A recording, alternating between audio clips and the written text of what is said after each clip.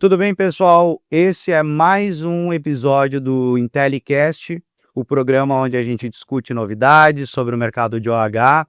E também, para essa edição, que é uma edição super especial, nós vamos falar então da nossa incursão, da nossa viagem para Londres, onde nós visitamos então o maior evento do OH mundial. E aí eu estou aqui com os nossos colegas, sócios e amigos. Parte do grupo está aqui conosco e nós vamos então debater um pouquinho sobre o que nós aprendemos e sobre o que nós podemos aí compartilhar desse grande evento que nós acabamos de retornar. Está tudo fresco aí na memória de todo mundo. Então vamos fazer uma grande rodada de conversa, de entrevista, cada um contribuindo um pouquinho com o que aprendeu e com o que absorveu do evento. Nós vamos falar bastante sobre o evento, sobre as impressões que a gente teve, dados do mercado, tendências. Vai ser um bate-papo muito interessante, tem bastante assunto, coisas novas, trazendo tendências mundiais, onde que o Brasil está posicionado também, né, nesse mercado, acho que é importante. E a gente tem bastante assunto para debater aqui, para falar um pouco desse mercado global de OH. E aí eu começo com uma primeira pergunta, né, onde a gente teve a questão de falar sobre o mercado global de OH, onde o mercado atingiu 54 bilhões de dólares em 2026. E a pergunta é, o que está impulsionando esse crescimento tão forte dentro do nosso mercado? E aí eu abro aí para vocês compartilhar com a gente. Respondendo a pergunta, Diogo, eu acredito que essa verba, né, esse investimento ou esse faturamento global aí do AH, ele está dividido em 5 grandes blocos, né, a América, a Europa, a Ásia, um pouco também de África, né? Então, são 5 grandes blocos de mídia, isso contempla todo esse investimento. E o que traz uma alavancagem em faturamento e em crescimento é o DOH, que é a mídia digital. Então, isso contribui muito para esse grande faturamento. Um insight interessante que a gente ouviu muito lá no evento é um dos temas principais, que é sobre confiança.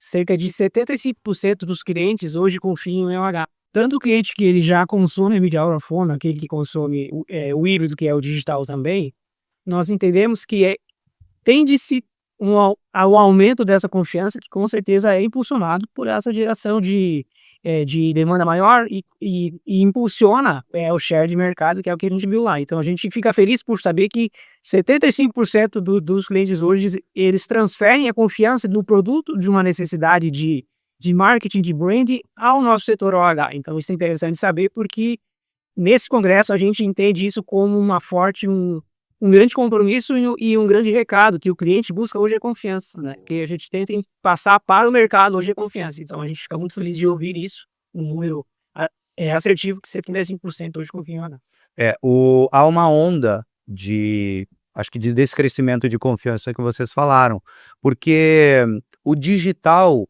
ele tem se mostrado uma mídia, claro, acho que o maior bolo publicitário vai para o digital, mas o digital é para qualquer um. E aumentam cada vez mais o volume de golpes via mídia digital. Quer dizer, sendo muito acessível, qualquer um pode criar qualquer anúncio, mesmo não tendo produto nem serviço para entregar. Então, esse movimento de facilidade do digital, ele faz com que o mundo real, que é o que vocês comentaram também, e lá foi muito bem dito, ele acaba crescendo. Então, tudo que for real, e a placa de outdoor ela é real, ela acaba tendo mais credibilidade. Não é qualquer empresa que anuncia no OH. E isso faz, então, com que a nossa mídia seja mais privilegiada e mais usada por empresas sérias, sólidas e muitas vezes mais comprometidas, então, com o resultado e com o produto que elas oferecem. E eu acho que o que a gente trouxe de dados, o que o pessoal trouxe de dados nesse evento, mostra que o OH vem tornando-se protagonista no mundo de mídia.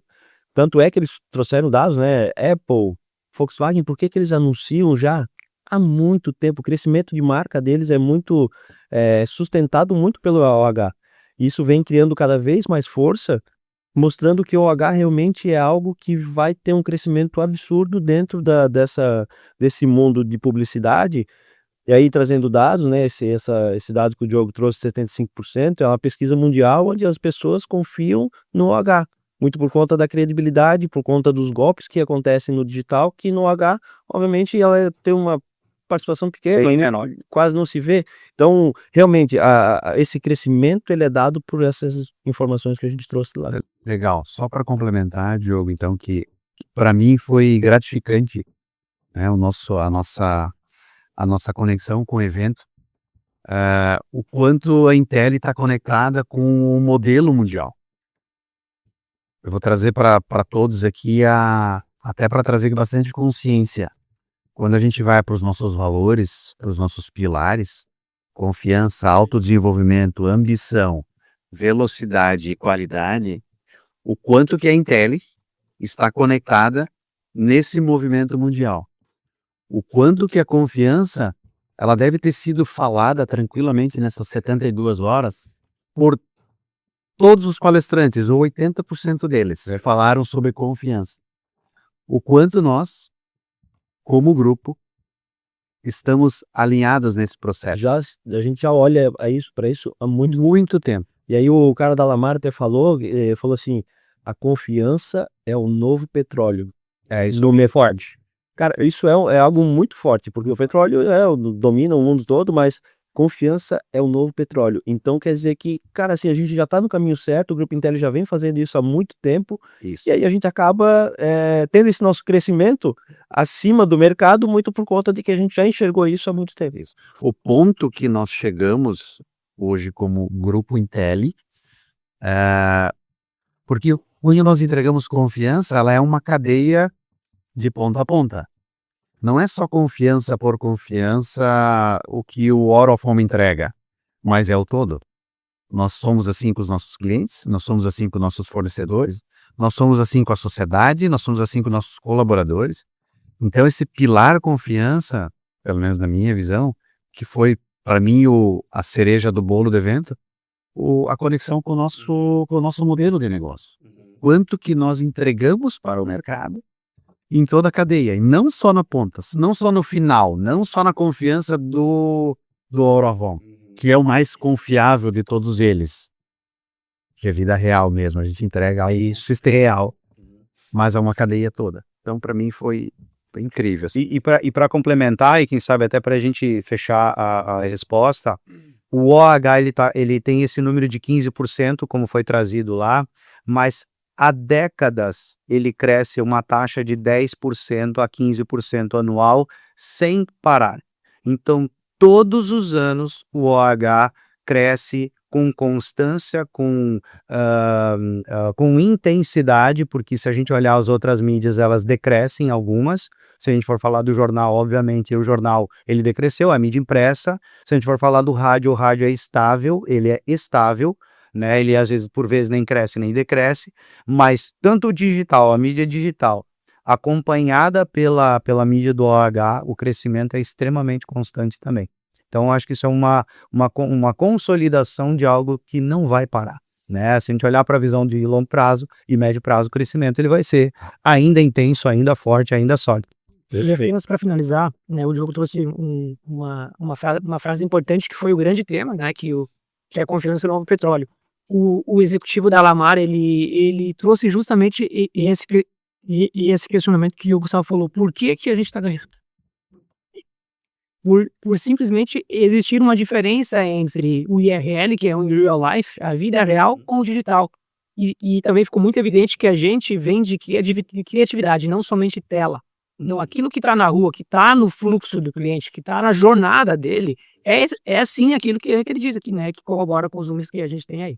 Muito bom. E a outra pergunta, já engatando nessa, é por que o OH voltou a ser o protagonista, mesmo no mundo que vem sendo dominado pelo digital? A gente falou um pouco aqui, eu queria que vocês falassem um pouco sobre essa pergunta. O digital, ele é volátil, ele é rápido, ele tem várias qualidades que, ao mesmo tempo que são qualidades, podem ser grandes defeitos. Então, essa volatilidade, essa instabilidade que o mundo digital tem, agora a gente vê a IA e vê que, ao mesmo tempo, a IA ela é solução, mas ela também é catastrófica. Você começa a ter um cenário que você não consegue mais nem prever. Não tem mais previsibilidade no mundo digital. Será que realmente nós vamos ser substituídos por robôs daqui a um ano, daqui a 5 anos? Então, até cenários caóticos estão sendo desenhados nesse mundo e por conta desse mundo digital. E aí a gente vai para o OH, uma mídia extremamente tradicional que existe há centenas de anos, de repente 200, 300 anos, já se tinha registros dessa mídia que ela é da rua. A gente teve um bom exemplo da pandemia. A pandemia provou que nós não podemos ficar trancados em casa, e isso leva as pessoas a caminharem mais no parque, a fazerem mais network, a viverem a vida humana, que a vida humana ela não pressupõe que tudo seja digitalizado. Isso tudo acho que responde um pouco do que tu trouxe como dilema, né? O OH ele volta a ser protagonista porque o OH é real e ele é físico. E há um movimento do ser humano em ser mais ser humano. Para isso ele tem que ser real, né? Então acho que esse é um parte da resposta. Uma parte da resposta também, ela está muito ligada ao que tu comentou, mas eu acho que o OH entendeu que ele é um complemento do digital. Ele não está mais brigando com o digital. Até porque a gente olha para os anúncios das telas, a gente vai passando. E aí, trazendo para a parte neurociência, quando eu sou impactado por uma mídia OH, uma mídia fora de casa, na rua, e eu recebo no meu digital uma propaganda, a tendência de eu dar mais atenção para essa que eu já vi essa empresa em algum lugar é mais fácil do que simplesmente eu só ter no digital. Então o OH entendeu que esse complemento ele faz parte, o mercado está entendendo também que o OH ele é complementar, e por isso o OH vem ganhando protagonismo no mercado de mídia, que é o que a gente vem entregando. Muito bom. A pandemia nos ensinou muita coisa nesse sentido.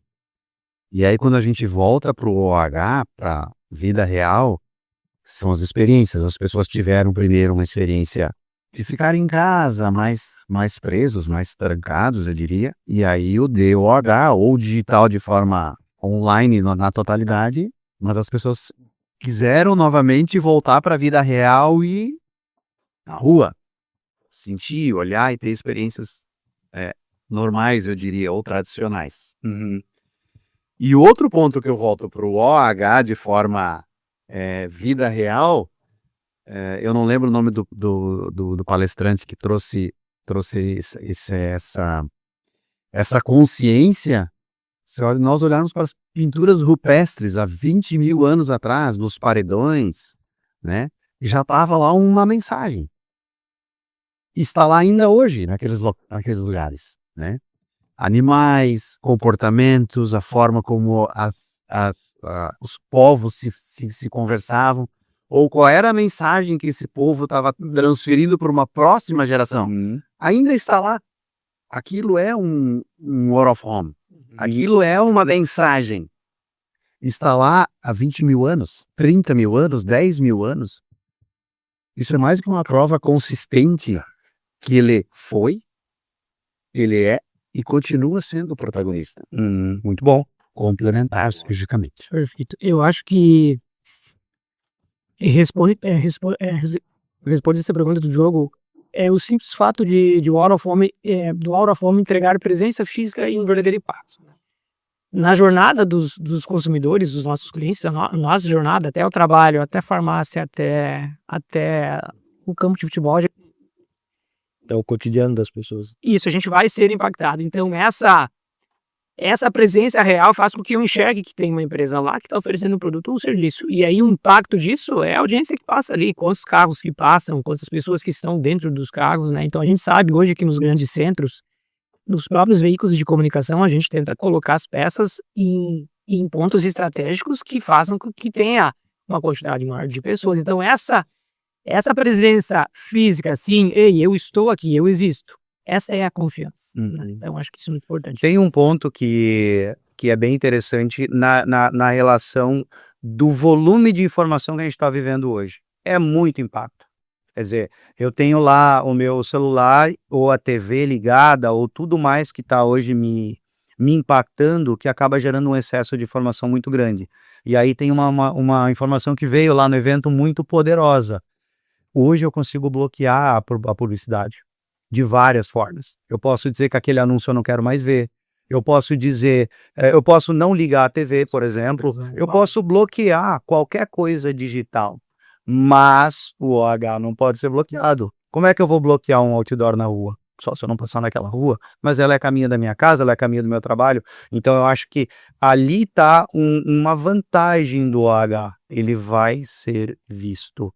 Ele está no caminho da tua casa, ele está no caminho do teu trabalho e você vai ver, né? Eu posso não precisar daquele produto, mas ele inevitavelmente ele vai estar no caminho, na paisagem do meu, né, do meu roteiro. E isso fazendo complemento com o que o Gustavo falou e que o André falou, nós entendemos que durante a história, todas as marcas, sejam elas pequenas, médias ou grandes, elas mudaram o seu jeito de investir em marketing, né?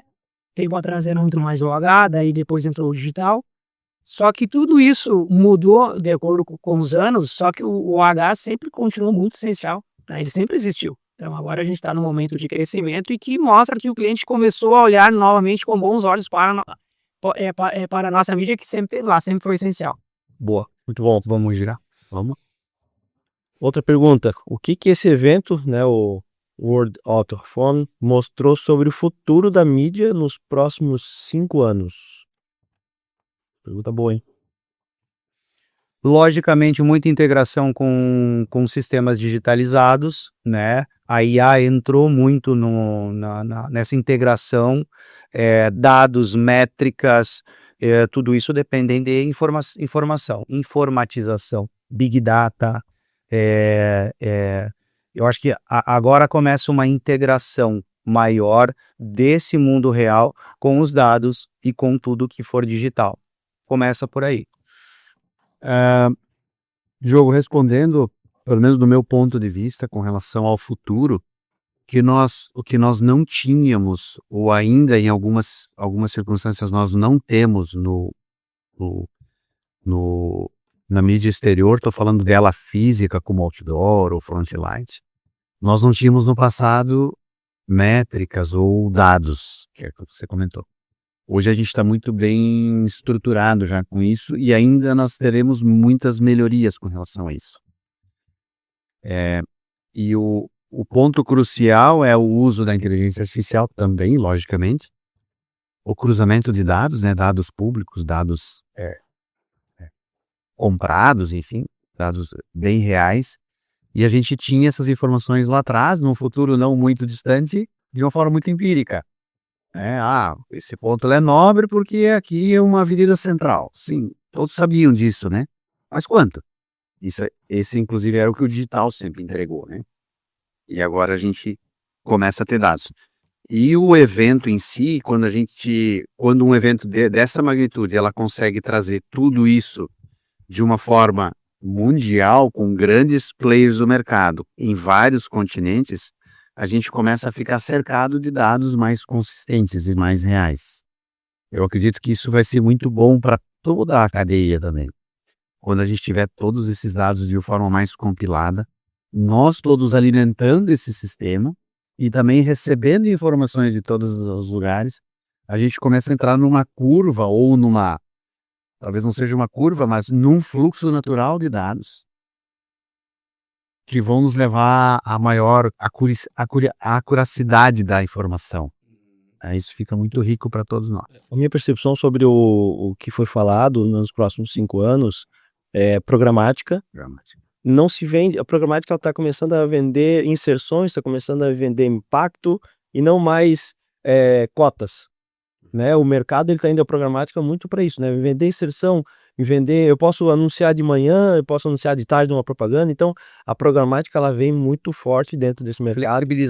Flexibilização das campanhas, falou-se muito sobre a inteligência artificial, né, para os próximos anos, só que para tomar cuidado no uso da inteligência artificial, né, para não perder a criatividade do ser humano. Acho que isso veio muito forte, né, que precisa existir a criatividade do ser humano, né? A IA ela vai nos ajudar muito, mas a criatividade é o que vai determinar o futuro de quem vai sair na frente do que quem vai ficar só na inteligência artificial. Teve um dado, né? Me corrijam se eu estou errado, mas teve um dado, não sei se talvez seja até no próximo bloco, mas teve um dado sobre, principalmente no digital, quando vem a informação lá, né, feito por IA, cai o número de visualizações, ou de comentários, ou de credibilidade daquele anúncio. Uhum. Isso está muito ligado à mídia IRL, né? Que é aquela mídia real, né? Cara, é a vida real. As pessoas querem ver vida real. Então, quando as pessoas não querem ter a inteligência artificial, ela precisa ser a base para nos ajudar, mas a criatividade ela tem que ser real, tem que ser das pessoas. Será que não vai ter um aumento na rejeição dessas coisas que são digitais? Essa é a pergunta. Anúncios digitais, né? De repente, publicidades totalmente digitais, que é o que tu acabou de provocar. Eu acredito que vai ter uma rejeição muito grande. E é muito legal esse contraponto, porque tem uma palestrante, eu não lembro o nome dela. O H é importante nisso porque as marcas buscam sempre conexões cada vez mais autênticas. E quando ela fala que a IA já está presente no nosso cotidiano, ela até deu um exemplo lá na hora. Ela colocou um plano e a IA fez todo o plano de mídia para ela. Só que qual é que é o X da questão? É ter o seu time e ensinar o seu time a usar a IA. Nós não podemos deixar as pessoas de lado. A IA não vai trabalhar sozinha. Então, no momento que o cliente entende que a gente está gerando algo artificial para ele, acabou essa conexão. Então, a gente tem que envolver as pessoas ensinando-as como utilizar a IA. Eu acho que isso pegou muito para a gente. A IA é legal, ela vai nos ajudar a ter uma gestão melhor do tempo, do que fazer, criar ideias, só que a conexão geralmente humana sai da nossa criatividade, do nosso time. Então, é integrar ela com o nosso time, ensinar o nosso time a utilizar a ferramenta. Bom, uma próxima pergunta, que na verdade é mais para a gente trazer um dado importante, né? Que lá foi falado sobre quais os países que estão mais avançados nessa transformação digital no mercado OH. E aí trouxeram várias informações, vários gráficos lá, onde fala a China, por exemplo, com 80% do digital, da mídia OH no digital. Já digitalizar. É um dado impressionante. Aí, em segundo lugar, o mercado árabe, né, com 80% também. Reino Unido, que a gente estava lá, a gente viu isso, 67%, né, voltado para o digital. Tem alguma coisa nos metrôs ainda, né, que são a parte estática, mas o digital vem criando muita força. Japão, entre 60% e 70%. Austrália, 50% a 60%.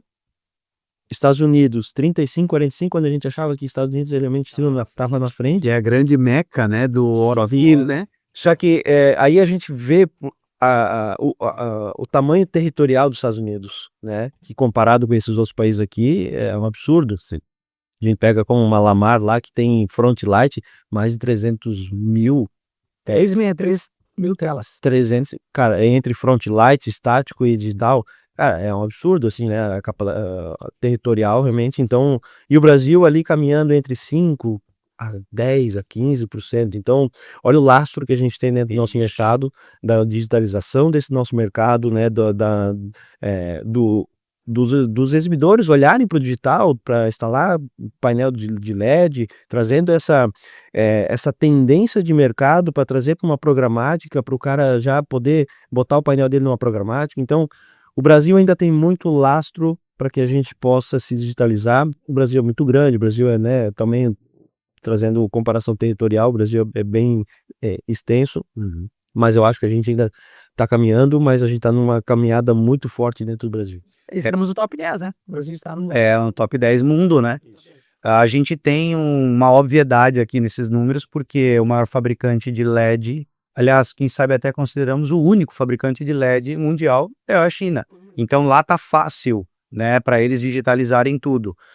Mas o Brasil, acho que o grande dado que tu trouxe, Diogo, é que o Brasil é um campo extremamente fértil para essa digitalização, para a transformação de painéis que hoje são estáticos em digitais, e isso fica muito claro. E o Brasil também é um país reconhecidamente inteligente para usar essa mídia, né? A gente tem uma excelente capilarização, a gente tem mídia de OH em qualquer lugar do território nacional. A gente até brincava, né, de uma campanha que foi feita dentro de uma tribo indígena. Sim. Nós tínhamos um cliente que gostaria de anunciar dentro de uma tribo indígena e foi instalado, nós instalamos então um painel lá. Então significa que o Brasil é uma terra extremamente fértil para o OH e para o DOH, que é o digital OH, mais ainda. E foi reconhecido lá, né? Teve um dos palestrantes que trouxe que o Brasil, juntamente com a Alemanha e a Austrália, são dos países mais fáceis de comprar mídia. Mais fáceis, né? Mais fluidos, uma compra mais otimizada. Eu fiquei orgulhoso também, Diogo, porque quando a gente vai para um evento de esporte, e eu tenho esse contato com o nosso mercado há 5 anos apenas. Então, tem muita gente, vocês, por exemplo, tem um lastro muito grande aí de tempo de mídia. Mas eu fiquei extremamente satisfeito e orgulhoso porque, dependendo da circunstância, tu vai como síndrome de vira-lata, né? Que a gente não é protagonista ou consistente. E lá nós vimos que não. Que nós somos gigantes. E que nós temos muito mercado, como você comentou muito bem, Diogo. Nós temos muito mercado ainda para digitalizar e para crescer. E o quanto que o Brasil vai virar essa chave de forma organizada, consistente. A gente precisa ainda de regulamentações, a gente tem muita questão municipal, estadual e federal, não existe um padrão, nós sabemos isso. Mas, de qualquer forma, a gente cresce, a gente está sendo consistente e a gente é referência lá fora. Então eu fiquei muito feliz com isso. E pegando essas informações, e aí agora fazendo o merchandise, né? O mercado de LED vem crescendo e nós do Grupo Intelli saímos na frente. A gente foi para a China e a mlsled.com.br, hoje nós somos a distribuidora oficial dessa maior fabricante de LED da China, onde você pode comprar LED, entrar nessa onda de crescimento que o Brasil vem desenvolvendo, podendo cotar com os nossos vendedores para que você possa comprar o seu LED e entrar dentro desse futuro da mídia OH, que é os painéis LED. Muito bom. E o Brasil, acho que uma outra riqueza, André, até complementando, é um dos países com a maior capilaridade de fornecedores de mídia de OH. Então a gente tem até profissionais autônomos investindo num painel de LED ou numa placa, onde a gente, somando todo o mercado, nós vemos que a gente tem a descentralização do poder de mídia. Nós não temos uma grande ou duas ou três grandes forças de mídia como nós vimos nos Estados Unidos, ou como nós vimos em outros mercados, onde você tem um player dominando a mídia. O Brasil ele é descentralizado, e isso é muito bom para quem? Para o anunciante. O anunciante ele tem opções, ele não está na mão de uma tabela de preço única ou de uma única empresa que vai centralizar todas as mídias. Então acho que isso é outra grande vantagem brasileira, que mais uma vez, como tu mesmo falou, a gente vai com uma expectativa de que a gente é um coadjuvante no mercado e na verdade a gente é um dos grandes e maiores protagonistas do mercado OH, onde a gente sabe usar com inteligência, com qualidade, com essa capilaridade também que nós conseguimos entregar hoje no Brasil. Perfeito. E indo para a próxima pergunta, o que mais chamou atenção na apresentação desses grandes players do mercado, né, que a gente viu lá, foram os palestrantes, principalmente os CEOs, né? O que mais chamou atenção nessas palestras? Eu tenho uma coisa que me surpreendeu muito e me deixa orgulhoso. Nós estávamos em 800 pessoas, o mercado, né? E nós éramos uma parte dessas 800 pessoas, aonde estávamos sentados ao lado das maiores empresas de OH do mundo. Então, poxa, nós realmente tínhamos o nosso lugar, e aí fazer um agradecimento à Central da Outdoor, que organizou também, que fez todo uma estruturação para que o Brasil fosse uma das maiores comitivas. O acolhimento foi muito bom também, de todo o time, Fabi principalmente. Se assistir aí, tá o nosso agradecimento como grupo, mas ver que nós estávamos entre os grandes, e eram muito grandes. Então isso me deixou muito feliz. né, de ver que nós temos conhecimento, temos informação e podemos estar junto, andando junto e caminhando junto com essas empresas mundiais. Para vocês. Legal. Eu também, algumas coisas chamam a atenção. Gustavo, eu volto só um pouquinho na tua fala a nossa comitiva, a gente estava em 23 ou 26 pessoas brasileiros, né? Eu entendo isso como de uma importância incrível, porque a gente precisa se posicionar como negócio, né? A gente precisa fincar nossa bandeira como território, mostrar que nós somos bons naquilo que a gente faz, e os números comprovaram isso, falando de Brasil. Mas respondendo, Diogo, a tua pergunta em específico, uma coisa também me chamou bastante atenção, que não estávamos lá somente como empresas exclusivas de OH, como exibidores, né, como grandes players. Estavam lá grandes agências, né, grandes planejadores, grandes integradores e empresas de tecnologia. Isso nota-se assim que foi montando-se um quebra-cabeça do nosso negócio, o quão importante que eles são como complemento, um vai complementando o outro. E também uma coisa que me chamou a atenção, estiveram presentes lá, palestrando inclusive, junto com os mediadores, não sei se vocês se recordam, heads de marketing de grandes empresas, Verdade. diretores de marketing de grandes players do mercado, estavam lá como clientes e falando o que eles já fizeram, o que eles já contrataram, como eles compraram essa mídia. Então, o quanto isso realmente vai fechando esse cerco e fecha esse bloco, pelo menos na minha visão, como algo substancial. Perfeito. Perfeito. Continuando com o que o André falou ali, o que marcou muito pra gente o quanto as empresas de tecnologia estão olhando para o OH como uma maneira de o que eu posso desenvolver em termos de métricas, um software para poder complementar, né? O Brasil, como nação, nós levantamos a mão, nós aparecemos para o mundo como um grande potencial de crescimento, a gente já está em crescimento, só que a gente tem um país gigante com muita coisa para explorar. Então, e eu peguei uma frase do CEO da Lamar falando que o OH, ele é a grande oportunidade para as empresas se apresentarem ao público, né? Então a gente vive isso no nosso cotidiano, a gente respira OH todo santo dia, a gente planeja assim, então a gente acredita que aquilo que já foi falado no começo, confiança é um dos nossos pilares aqui, então a gente trabalha com isso de forma muito séria, né? E a gente sabe que isso, o quanto foi validado e o quanto que isso é o caminho. Então o fato de ter o OH como uma oportunidade do cliente se apresentar e cheguei, estou aqui, é uma forma também de a gente saber que a gente está indo no caminho correto. Então, eu feliz. Muito bom. Para mim, um dos pontos marcantes também dos palestrantes foi onde falou assim, ó, grandes marcas usaram o OH para crescer. Volkswagen, Apple, grandes marcas, todas usam investimento. Usam. E é verdade, se a gente for olhar para as grandes marcas, realmente, por que Unilever anuncia? Por que essas grandes ou Coca-Cola, Samsung, a Coca-Cola precisa anunciar? Então, isso marcou bastante e faz muito sentido. Então, cada marca, cada cliente precisa olhar para o mercado de OH como um potencial de crescimento. Isso me marcou bastante. E uma coisa que eu anotei aqui, campanhas nacionais com execução regional.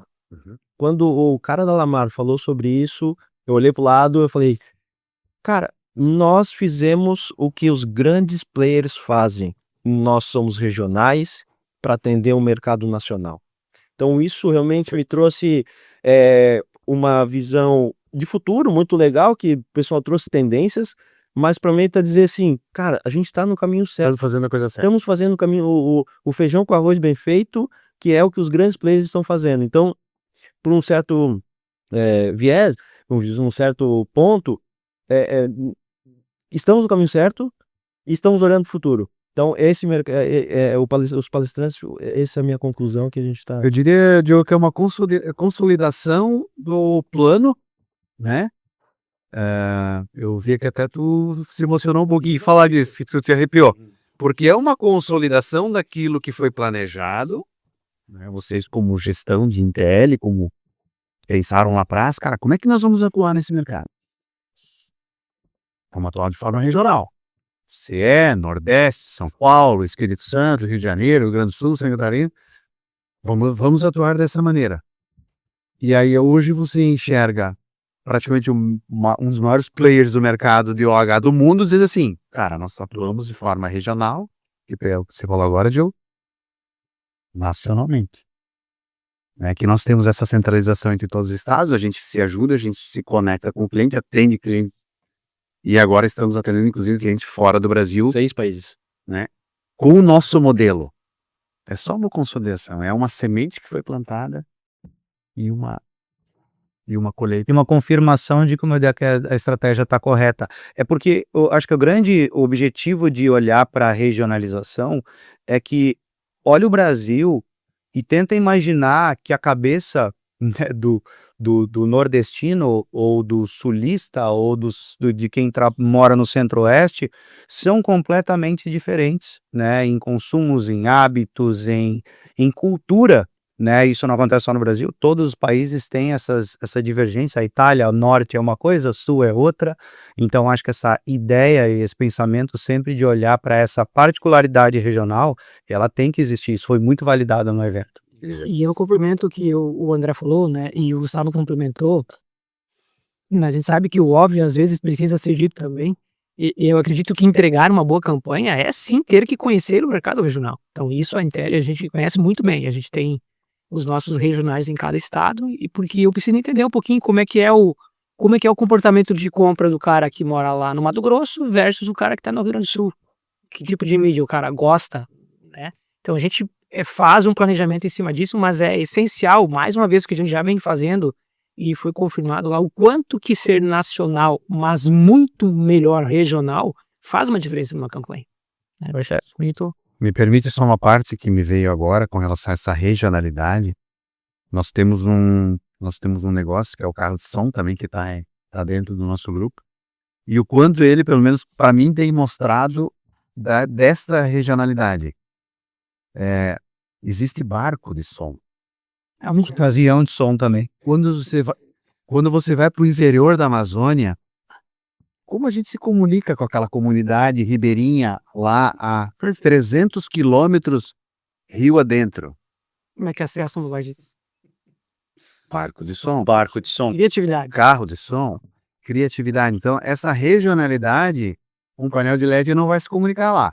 Não, né? faz internet. Anel. Eu acredito que sim, hoje, né? A internet está bastante conectada também. Mas se você quiser mandar um recado direto para a comunidade de uma circunstância pontual, específica, é só a regionalidade não resolver. Isso nós entregamos na Total. Feito bom, incrível. Muito bom. Agora, o que vocês viram, né, de diferente na mídia que lá tem, no Brasil não tem, ou no Brasil tem e lá não tem? Né? Hoje em dia é importante a gente trazer esse contexto, porque visões diferentes vão trazer bastante... Vamos fazer uma roda, Diogo começa, aí vai cada um uma vez. Boa, é uma ótima pergunta, Diogo, porque a gente tem uma diferença de realidade, né? A gente tem um país muito grande com diferentes tipos de mídia. E se não tiver uma mídia, a gente pode criar mídia também, né? Mas lá em Londres, muita coisa digital e muita coisa icônica. No nosso país, a gente tem um padrão de painel de LED, que é uma estrutura metálica com poste central. Ele pode ser vertical ou horizontal. E lá, eu pude enxergar painéis de LED que vai da ponta do prédio até no final do prédio. Ou ele faz uma curva, então são telas icônicas, gigantes, né? Um negócio lindo. Mas a gente tem aí uma diferença de país, uma diferença através de cultura e até investimento. Claro que é lindo ver, né? Mas a gente... painel estático foi eu quase não vi. Eu vi 2 outdoors no padrão papel cartaz, mas o digital, praticamente tudo que a gente viu lá.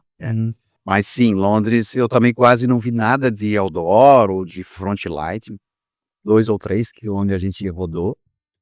E muito... eu diria que quase que é um envelopamento de uma fachada do prédio, né? Toda ela em LED. E eu acredito muito que talvez em Londres por uma questão de regulamentação. Eu acredito que tem alguma lei bem específica para essas mídias exterior. Eu acredito que sim, né? E por isso que chamou bastante atenção, assim. Mas o tamanho dos painéis, as divisões, né? E usar o espaço todo para fatiar essas mídias rotativas, né? Então, um player saía, como a gente viu, era Schweppes, não era?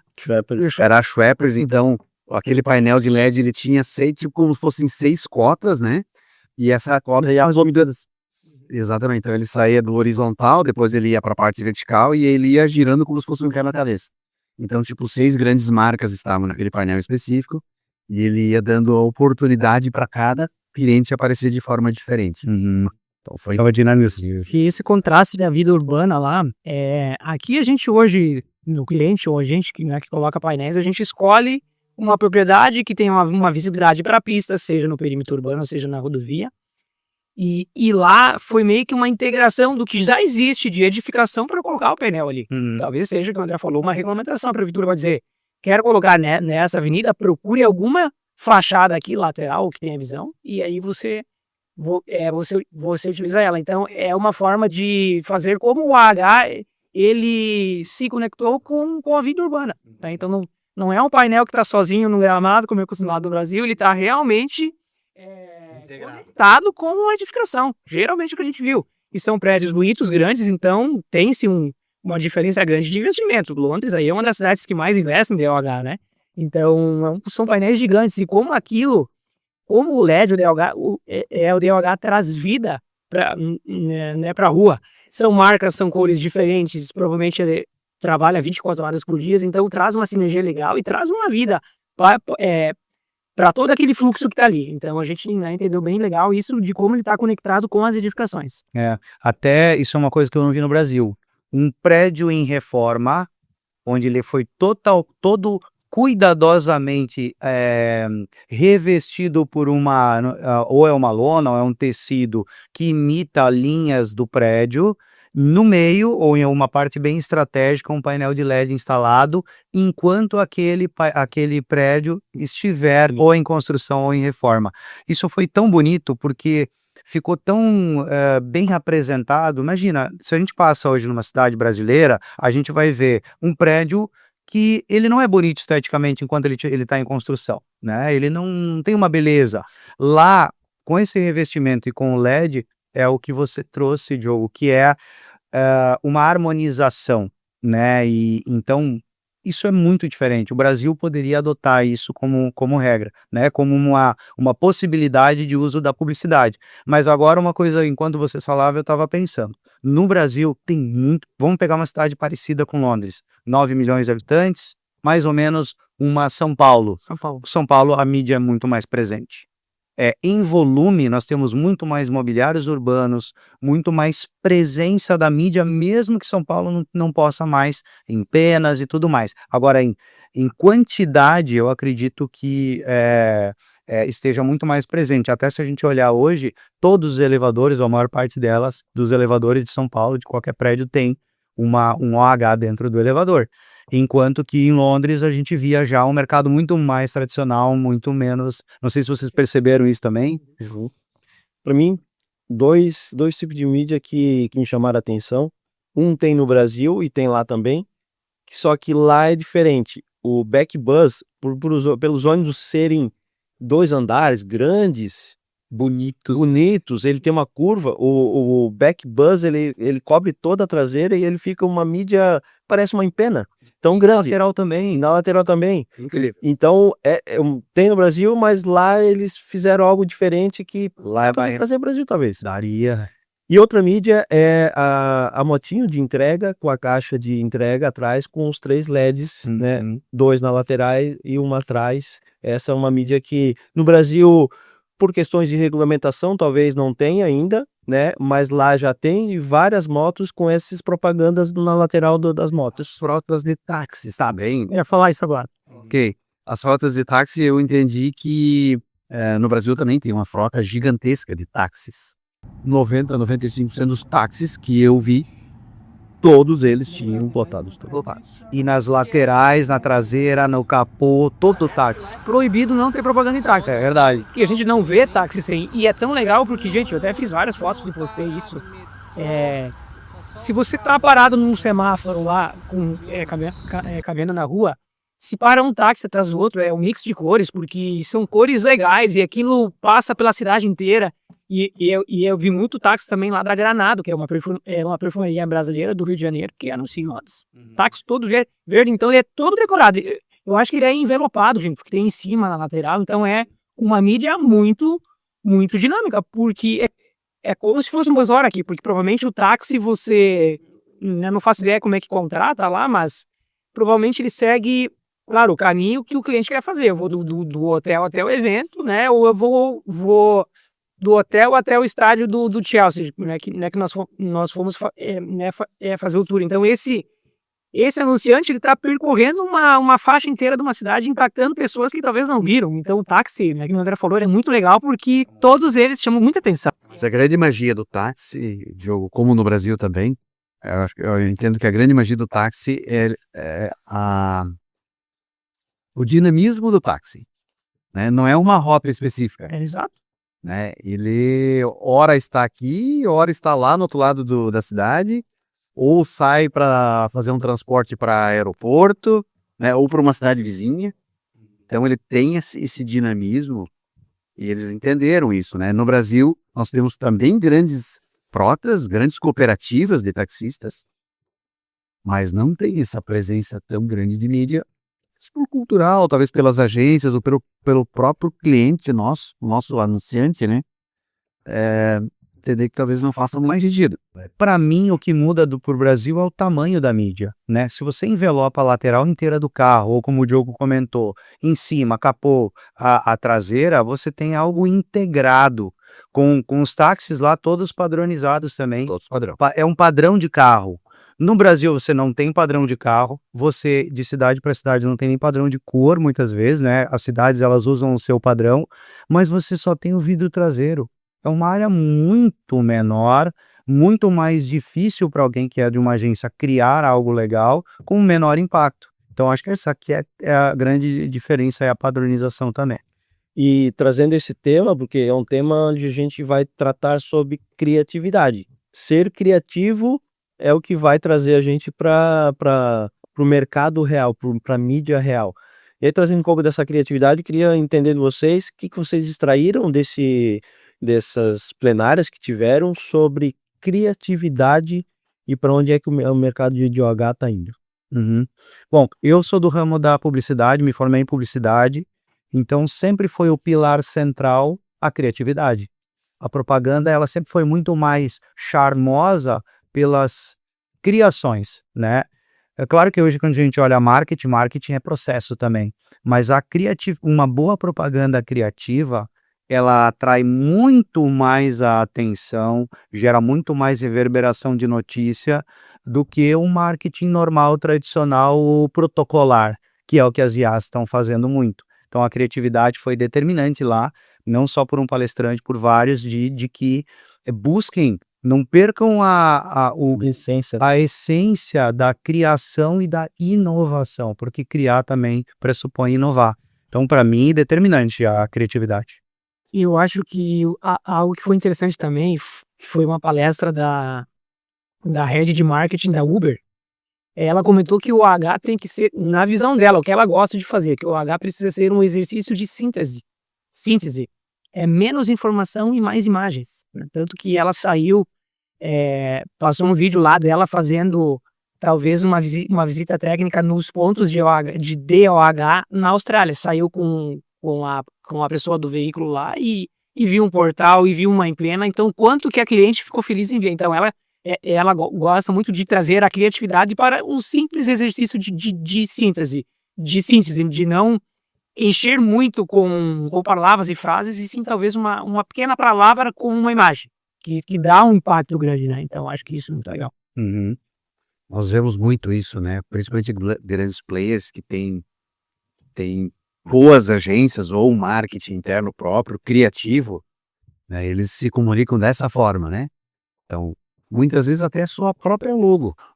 como forma de comunicação, né? A sua própria logomarca já é algo extremamente consistente, como uma Apple, por exemplo, né? E assim vai. Ou com poucas informações e somente uma mensagem direta para o consumidor. Isso faz todo sentido. Até porque nós recebemos diariamente aqui, né, no nosso dia a dia, nosso time comercial, a gente recebe muitas artes já relativamente prontas e a gente até, às vezes, de uma forma bastante consultiva, diz, olha, essa arte seria legal, a gente dá dicas, sugestões. O quanto isso é importante. Eles trouxeram essa questão da criatividade, né? Então, E teve um momento legal lá que eu acho que foi alguém que trouxe sobre uma campanha da Kit Kat, que isso foi, para mim, foi um dos momentos mais legais. Eles colocaram um painel paralelo à pista, né, uma área urbana em alguma cidade lá, e só escreveram, né, a frase "have a break", e embaixo os caras colocaram um banco fora a fora, uma passarelinha para a pessoa sentar. Então era essa a mensagem. Um outdoor ali com uma plataforma, né, escrito tem um tempo ali, sente aqui. Aí o que vem? Que lembrança de marca que vem? Vem chocolate. Então com uma coisa simples, aonde a pessoa ela pode sentar para descansar, para qualquer coisa, mas é o H falando com o público. Isso eu achei muito legal. Todas as melhores publicidades e propagandas, tanto de OH até como de outros meios, sempre o que mais foi valorizado é a simplicidade e a objetividade da campanha. É lógico que tem que ter criatividade por trás, né? Mas o difícil é isso, né? É fazer um simples, criativo e muito bem feito. E teve um outro criativo que os caras colocaram o outdoor, botaram um caiaque grudado, né, para fazer a propaganda da cola Super Bonder, né, acho que algo nesse sentido, né, botaram o caiaque, botaram mais não sei o que, e aí no outdoor tava assim, se você conseguir tirar é seu. E aí todo mundo tentando tirar, então olha quanto as marcas que são criativas, usando pessoas para criar, vão estar na frente do mercado. E aí o recado é, cara, usem a criatividade, menos IA para fazer o básico, né, fazer as automações, dar ajuda, mas a criatividade é o que vai sustentar o crescimento das empresas dentro do mercado. E essa foi uma frase forte que o CEO da Ocean Outdoor, que é uma das maiores empresas de Londres, né, falou: vamos fazer o outdoor criativo novamente. É um desafio. Como que a gente vai trazer de volta aquilo que sempre foi um diferencial do ADA, que é a criatividade. Ainda mais no mundo hoje que, se você não quiser fazer nada, a própria IA ela vai fazer o teu planejamento. Mas ficou muito claro que a tendência é ser criativo. Quanto mais criativo, mais resultado, mais penetração o out of home terá na vida das empresas aí. Mas a gente vai perdurar nesse mercado. Tanto é que no momento da premiação, mesmo nos quesitos lá de sustentabilidade e tal, mas todos eles remetiam à criatividade, né? Então, mesmo que tu seja sustentável, um outdoor sustentável no momento da premiação, ele tem que ser criativo. Ele tem que levar a mensagem correta. Então a criatividade realmente Ela é o essencial. Em paralelo com o pilar confiança, foram os dois itens que mais se falou-se muito, né, sobre isso, né? Então é muito para não perder essa essência realmente do ser humano, da criatividade do ser humano para fazer conexões e gerar confiança das marcas nas pessoas. Agora, indo caminhando pro bloco final, fazer uma pergunta bem impactante. Como será o OH em 2030? Uma mensagem bem importante que a gente ouviu lá de um dos palestrantes, falaram que uma das principais forças para moldar o OH vai ser digitalização, métricas e novos caminhos. Eu acho que a gente tem um trabalho grande pela frente para manter o nível nosso lá em cima. Também um recado é mais sustentável. As cidades do Brasil, vamos falar do nosso mercado aqui brasileiro, nós somos um ambiente vivo, em constante transformação. Questão geográfica, mudança de trânsito, então esse cenário ele vai mudar, né? E quanto mais sustentável, quanto mais conectado com isso, eu acredito que vai ser um grande diferencial para quem está pensando lá na frente. Falou-se muito a integração da mídia OH com o digital. Então eu tenho uma campanha que ela se complementa, ou ela até continua. Ela começa no digital, depois eu vou para a rua e eu vejo a mesma campanha já com uma outra mensagem, com outro direcionamento. Depois do digital, da rua, eu posso ter um link que me joga para dentro de um site ou que me joga para uma rede social. Então acho que essa integração, ela sem dúvida, ela vai ser cada vez mais fortalecida. E isso para ratificar, as mídias elas não brigam, elas se complementam. Isso já foi falado aqui no nosso programa, mas só para deixar essa informação bem consolidada agora, de que vamos caminhar junto e uma mídia fortalecendo a outra. O que eu tiro dessa 2030 é que o OH ele vai ser, como ele já é, um pilar central de experiência urbana das pessoas em contato com as marcas. Isso não vai se perder porque a gente falamos aqui anteriormente sobre a pandemia, 2020, todo mundo em casa e agora todo mundo na rua. Então o H ele é o pilar central da mídia urbana. Então a gente precisa ter isso como direcionamento, inclusive do Grupo Intel e direcionamento de quem está trabalhando com a gente. E o H não vai parar de crescer. Se a gente olhar para daqui a 10 anos, as cidades vão crescer, as ruas as cidades vão ser mais espalhadas, mais ruas vão sendo criadas, mais rodovias vão sendo expandidas, e é óbvio que o H vai crescer com todo esse crescimento urbano também. O que as empresas brasileiras precisam fazer agora para não ficar para trás? Boa, vou começar então. Para mim, investir em tecnologia, e aí a gente está falando principalmente lá dentro da gestão da empresa, ter sistemas de controle dos seus inventários, ter métricas dos seus números também, né? Qual painel eu alugo mais, eu alugo menos, isso um sistema vai fornecer, e a gente sabe que o mercado hoje ele é muito manual ainda, ele ainda usa muito Excel para gerir os pontos, então a gente acredita que a digitalização interna da operação ela vai ser determinante. Isso é uma coisa que eu diria como essencial para o futuro. Eu concordo, né, o uso da tecnologia, mensuração de dados, né, toda essa questão de metrificação. Tem uma questão também de livre-arbítrio, tem empresas do OH do Brasil que talvez vão ficar analógicas, empresas que trabalham somente com outdoor de madeira, também está tudo bem, porque ele ainda é um mercado, e ele vai ser um mercado consistente, ainda para o futuro. Ele ainda é o maior, né? É o maior. Então, disparado, ele é o maior. Eu acredito que sim, Gustavo, porém a gente respeita também os players que estão aí no mercado e trazem bastante consistência para isso. E o outro ponto que eu trago aqui para o futuro, que é que todos nós, né, a gente fica muito atento às legislações, porque isso vai determinar muitas vezes aonde a gente vai direcionar os nossos investimentos, porque pode abrir novas rodovias, pode abrir novas concessões, novos caminhos poderão ser traçados para que a gente possa fazer investimentos em OH. Então esse é o recado para as empresas aí do nosso setor. Perfeito. Complementando o que vocês falaram, eu acredito muito que as empresas que quiserem se diferenciar no mercado, elas precisam investir em métricas IA, porque a gente sabe hoje que os grandes clientes, os grandes planejadores, eles compram números também, né? Como é que eu vou defender uma placa minha se eu nem sei a quantidade de pessoas ou carros que passam ali? Então, isso é uma informação sobre o painel que está numa avenida X.